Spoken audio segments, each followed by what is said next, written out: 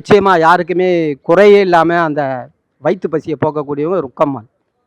ஆமா. அது வந்து அன்னமிட்ட கைன்னு சொல்லப்போனா ருக்கம்மாள் தான். அதாவது வந்து வினோத்தினுடைய தாயார தான் சொல்ல முடியும்.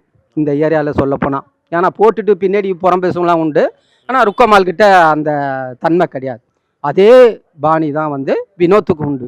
யாருன்னா எதனா ஒண்ணு கேட்டுட்டாங்கன்னா குடுப்பாரு. அவர்கிட்ட இல்லைன்னா கூட வேற யாருக்கிட்டனா அந்த காசை வாங்கி அவர் கொடுப்பார். அவர் கஷ்டமாக இருக்கிறான், ரொம்ப இதுவாக இருக்கிறான், பசியாக இருக்கிறான் அப்படின்னு.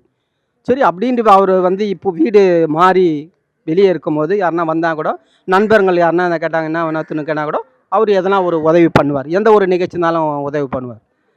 அவர் நல்ல திறமையாக இப்போலாம் கேம்லாம் விளையாடுறாரு.